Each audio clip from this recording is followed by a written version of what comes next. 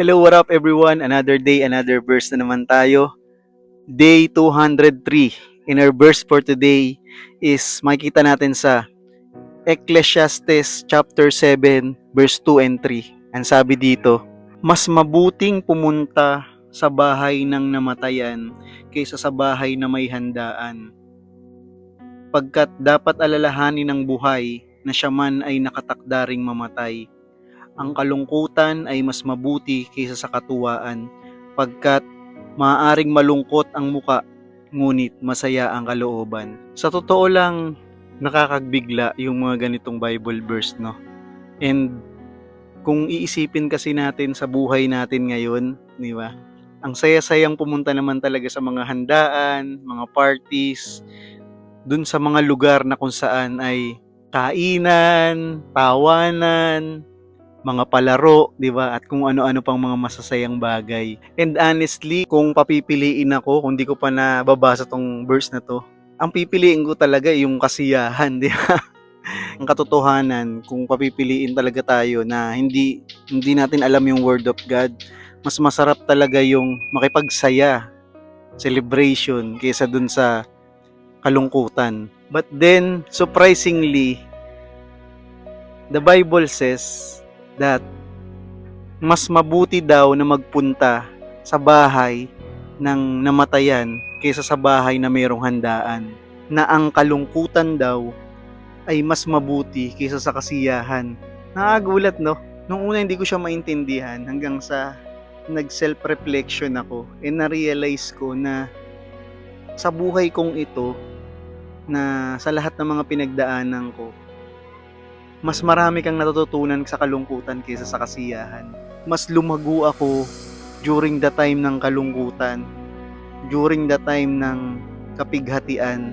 Mas maraming naituro yung kalungkutan sa akin kaysa dun sa kasiyahan. Kapag kasi masayang masaya ka, or pag okay na okay yung buhay, para bang sometimes nakakalimot ka eh. Alam mo yun, parang importante lang sa'yo, parang high na high ka dun sa kasiyahan mo. Pero kapag nagdadalamhati ka, kapag malungkot ka, or parang down na down ka, dun ka nagkakaroon ng self-reflection. Nare-realize mo yung mga bagay-bagay, yung mga maling nagawa mo, at yung mga tamang nagawa mo. Naranasan ko na magpunta ng mga birthday celebration at kahit anong uri ng celebration. And naranasan ko na rin magpunta ng mga namatayan. And kung pagkukumparahin mo sila, pag nandun ka kasi sa celebration, ang focus mo lang lagi is makipag-celebrate. Diba? Dapat masaya. Tawanan, kwentuhan, at kung ano-ano pang makakapagpasaya. Pero kapag nasa bahay ka ng mga namatayan, maiisip mo na hindi lang pag-celebrate yung pinakamahalaga sa lahat. Maiisip mo kung ano yung pinakamahalagang bagay. At yun ay yung kinakailangan nating pahalagahan ang bawat buhay na binigay sa atin ng ating Panginoon. That every day is a gift coming from our Lord. And mas nauunawaan natin na napakaiksi lang talaga ng buhay. Na there is a eternal life na mangyayari after this life. Na kinakailangan nating mas timbangin kung saan ba tayo talaga dapat mag-invest. Sa buhay na ito or sa eternal life natin. Mas maganda pala na gumawa tayo ng mga bagay na merong eternal value about sa relationship natin sa Panginoon, okay ba? Yung relationship natin sa kapwa-tao natin, okay ba? Marirealize natin na yon ang pinakamahalaga sa lahat. Hindi po masaya si Lord na namimighati tayo or nasaktan tayo. Hindi siya masaya. Pero in reality, coming from my personal experience, God sometimes uses yung mga pains and heartaches or yung pagdadalamhati para i-transform yung bawat puso natin. Kapag dumarating yung kalungkutan, mas napapatatag nito yung ating pananampalataya sa ating Panginoon, knowing that wala naman talaga tayong ibang kakapitan kundi siya lang. At tanging siya lang yung kayang magbigay sa atin ng comfort na hindi kayang ibigay ng ibang tao. Sabi nga what would Jesus do? Kung merong nagkasabay yung celebration or yung lamayan, ako naniniwala ako na because our Lord syempre is full of compassion, mas pipiliin niya talaga na pumunta dun sa mga mayroong nagdadalamhati, because the Lord is near to the brokenhearted, to those who have crushed in spirit, and the Lord, meron siyang compassion sa bawat isa sa atin. Kung papipiliin tayo kung saan natin mas matututunan or mas maipapractice yung compassion natin sa kapwa natin, wala yun sa celebration. Nandun siya sa lamayan.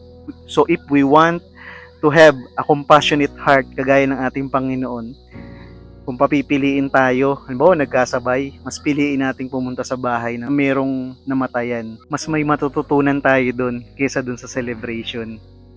Mas matututunan natin na mas kinakailangan nating mamuhay ng may karunungan, maging wise sa ating pamumuhay dito sa mundong to. Again, hindi po masama ang mag-celebrate. Masayang mag-celebrate. Magandang mag-celebrate.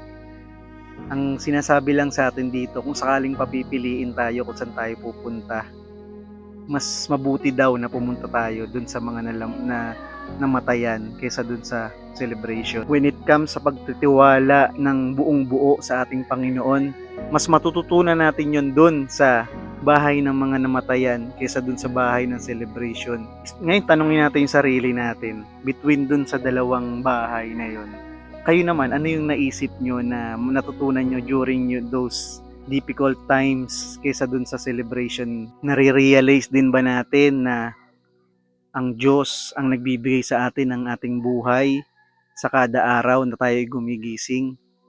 Na yung bawat choices natin ay napakahalaga sa buhay natin dito at gayon na rin sa buhay ng ating pamilya. And paano tayo makakapag-encourage ng someone na nasa pighati or dalamhati, difficult times ngayon, paano natin mapapardama sa kanila yung pag-ibig din ng Diyos during these difficult times. Pasalamatan natin ang ating Panginoon in both joyful and sorrowful season, na sa bawat na-experience natin at pinagdadaanan natin sa buhay na ito, ay meron siyang tinuturo sa bawat isa sa atin. Alalahanin natin that our life na ibinigay or regalo sa atin ng Panginoon is so precious. Kaya nararapat lang na ipamuhay natin ang bawat buhay natin na ito na nakakapagbigay din ng pasalamat at kaluwalhatian sa kanyang pangalan. Patuloy tayo na magkaroon ng compassionate heart sa bawat tao na makakasalamuha natin. And ma-encourage natin sila na magtiwala ng buo sa ating Panginoon Diyos. God bless everyone, and nawa ay patuloy nating palaganapin ang salita ng Panginoon dito sa mundong to.